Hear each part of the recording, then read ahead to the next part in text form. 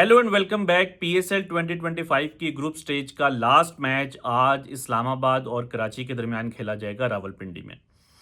एक बहुत ही important match इस कॉन्टेक्स्ट में है कि इससे ये पता चलेगा कि टॉप टू में जो है वो कौन फिनिश करेगा। कल रात को चार जो प्ले ऑफ्स की टीम्स थी वो डिसाइड हो गई। पिशावर ज़ल्मी को शिकस्त का सामना करना पड़ा अगेंस्ट लाहौर कलंदर्स, और ये पीएसएल की हिस्ट्री में पहली बार ऐसा होगा कि पिशावर की टीम प्लेऑफ्स के लिए क्वालिफाई नहीं करेगी। एक बहुत सक्सेसफुल टीम रही है पिशावर की।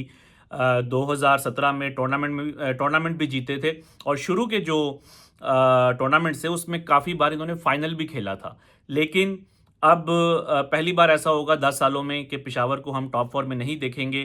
जो चार टीम्स ने क्वालिफाई किया है वो कोयटा तो ऑब्वियसली इस टाइम सबसे ज़्यादा स्ट्रांग टीम लग रही है, then Karachi, Islamabad and Lahore.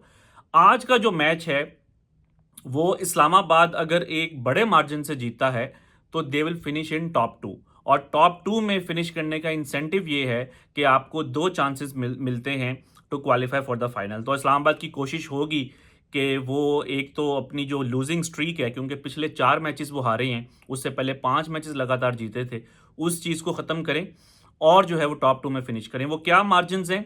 Approximately उनको ये मैच 50 रन से जीतना होगा, या जो है टारगेट को चेस करना होगा 14.3 ओवर्स में। तो 50 रन एंड 14.3 ओवर्स, ये जो है वो आप कह लें कि आज का एक की नंबर होगा। लेकिन ये अप्रॉक्सीमेट वैल्यूज़ हैं, जो आपको एग्जैक्ट मार्जिन है वो फर्स्ट इनिंग्स के बाद पता चलेगा। क्योंकि थोड़ा सा जो है इसमें चेंज आ सकता है। जो मार्जिन 50 रन का ये 49 रन भी हो सकता है, 48 भी हो सकता है, depending on the final score. तो आई थिंक ये आज के मैच का सबसे इंपॉर्टेंट कॉन्टेक्स्ट है। अगर हम दोनों टीम्स की राइवलरी को देखें, इस्लामाबाद और कराची, इस्लामाबाद ने बहुत ज़्यादा डोमिनेट की है specially in the recent years. In fact पिछले 5 सालों में कराची एक भी मैच नहीं जीता अगेंस्ट इस्लामाबाद यूनाइटेड। इस्लामाबाद ने 9 मैचेस लगातार जीते हैं अगेंस्ट कराची किंग्स। इस साल भी जो पहला मैच था उसमें कंफर्टेबली जो है वो इस्लामाबाद यूनाइटेड जीता। हमने देखा उसमें शादाब खान ने जो है एक 40 रन की इनिंग्स खेली थी, 2 विकेट्स भी ली थी, and he was player of the match. Shadab obviously Islamabad के जो पिछले 2 मैचेस हैं उनमें नहीं खेले थे क्योंकि वो इंजर्ड थे। लेकिन ये जो गैप आया पीएसएल का तकरीबन 10 दिन का, उसमें मेरा ख्याल है कि वो इस्लामाबाद यूनाइटेड को उसका फ़ायदा हुआ होगा। क्योंकि एक तो आई थिंक शादाब जो है वो अब तक रिकवर कर गए होंगे, और होपफुली आज हम उनको देखेंगे एज ए कैप्टन। सलमान आगा को भी कुछ इंजरीज़ के इश्यूज़ थे, तो उनको भी थोड़ा सा एक रेस्ट मिल गया होगा, इवन दो के वो रिसेंट मैचेस में खेले थे।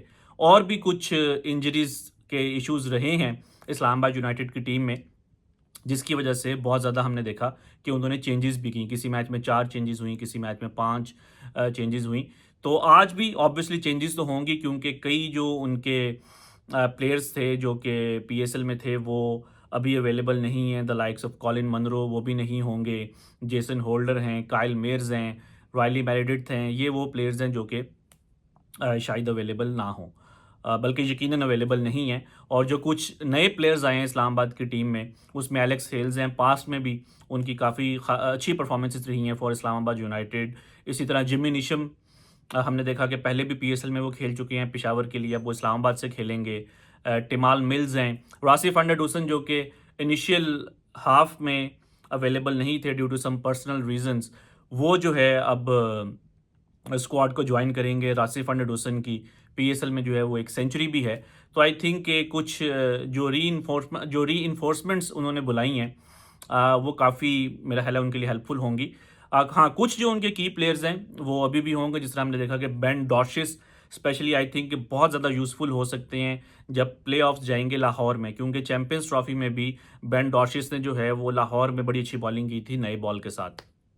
इसी तरह जो है आई थिंक अगर हम उनके कुछ लोकल प्लेयर्स की बात करें तो साहिबजादा फरहान एक बहुत अच्छी फॉर्म में है इस साल में।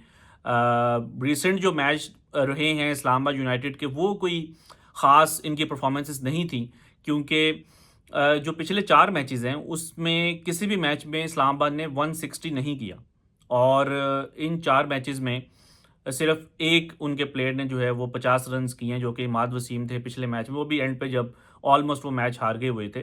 तो बैटिंग में थोड़ी सी ख़राब परफॉर्मेंसेस रही हैं। बॉलिंग में भी जो पिछला मैच था मेरा ख्याल है कि एक फॉरगेटेबल एक्सपीरियंस था फॉर इस्लामाबाद बॉलर्स के। उन्होंने 263 रन कंसीड कर दिए, वो चाहेंगे कि इस तरह की गलतियां दोबारा ना हो। 160 रन किए थे कोयटा ने आखिरी 10 ओवर्स में। नसीम शाह को एक ओवर में 28 रन पड़ गए थे।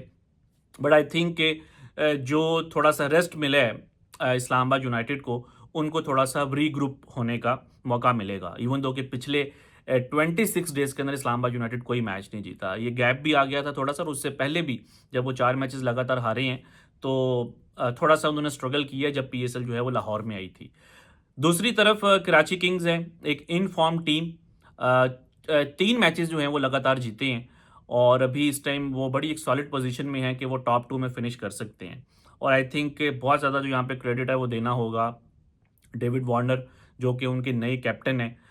जिस तरीके से उन्होंने जो है वो टीम को लीड किया। जेम्स विंस एक बहुत ही आई थिंक सबसे इम्पॉर्टेंट शायद जो इस पीएसएल में उनके बैटर रहे हैं वो जेम्स विंस हैं। उनकी 4 50s हैं और फ़खर जमान और जेम्स विंस ये 2 ऐसे प्लेयर्स हैं जिन्होंने कि इस पीएसएल में 4 50 प्लस स्कोर्स किए हैं। 3 में वो मैन ऑफ द मैच भी थे और लास्ट मैच में तो हमने देखा कि उनकी एक बड़ी लंबी जो है वो 162 रन की पार्टनरशिप भी लगी विद डेविड वार्नर। कराची की स्पेशलिटी ये रही है इस पीएसएल में कि अगर उनकी विकेट्स गिरी भी हैं तो उन्होंने हमेशा अटैक किया। जिस तरह जो एक शुरू का मैच था जिसमें कि उन्होंने 230 प्लस का टारगेट चेस किया था कराची ने, उसमें भी आप देखेंगे उनको शुरू में 3-4 आउट हो गए थे, लेकिन उनके बैटर्स ने जो है वो हिटिंग को कंटिन्यू किया और एक बड़ा टारगेट जो है उन्होंने चेस किया। इसी तरह हमने देखा पिछले मैच में कि पहली बॉल के ऊपर बेन मैकडर्मट जो है वो आउट हो गए थे, बट स्टिल जो है वो कराची ने 230 प्लस किया। और स्पेशली जो उनकी एंड के ओवर्स में जो उनकी हिटिंग थी कि आखिरी 2 ओवर्स में कराची ने 52 रन्स कर दिए और वही जो है वो एक गेम चेंजिंग मोमेंट था अगेंस्ट पेशावर। ऑब्वियसली कुछ कैचेस भी ड्रॉप किए थे पेशावर ने, बट आई थिंक कि जितना क्रेडिट देना होगा कराची की बैटिंग उतना कम है। बॉलिंग में भी बहुत अच्छा परफॉर्म कर रही हैं। Abbas Afridi leading wicket taker हैं विद 17 विकेट्स। 4 फास्ट बॉलर्स के साथ कराची ने 9 के 9 मैचेस खेले हैं और आई थिंक कि शायद आज का मैच भी जो है वो 4 फास्ट बॉलर्स के साथ ही खेलेंगे। तो आई थिंक एक इन फॉर्म टीम है और दूसरी तरफ एक ऐसी टीम है जो कि थोड़ा सा मोटिवेटेड है कि भाई हम 4 मैचेस हार गए हैं, हम डिफेंडिंग चैंपियंस हैं, हमारे पास अच्छे प्लेयर्स हैं, हम डेटा को यूज़ करते हैं, हमारे जो भी कोच हैं वो पाकिस्तान के भी कोच बन गए हैं माइक हैसन। तो आई थिंक कि थोड़ा सा मोटिवेटेड होंगे कि हमने वो जो गलतियां की हैं पिछले 4 मैचेस में वो अब दोबारा रिपीट ना हो। बट आई थिंक ओवरऑल हम ये एक्सपेक्ट कर सकते हैं कि एक इंटरेस्टिंग मैच होगा।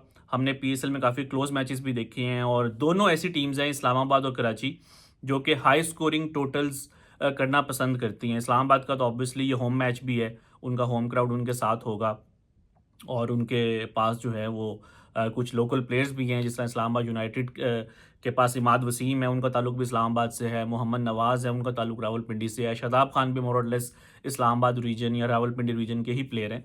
तो आई थिंक एक हम अच्छा क्राउड भी एक्सपेक्ट कर सकते हैं। मौसम भी कल रात को तो बहुत अच्छा हो गया था, इस्लामाबाद में बारिश हो गई थी और मैच जो है वो ज़रा शॉर्ट हो गया था जिसमें कि लाहौर जीत गया। लेकिन अगर आप वैसे तो कोई इतने ज़्यादा चांसेस नहीं है बारिश के कि मैच वॉश आउट हो जाए, लेकिन अगर हो जाता है तो उसमें फिर कराची जो है वो टॉप 2 में फिनिश करेगा और इस्लामाबाद को जो है वो फिर एलिमिनेटर खेलना पड़ेगा।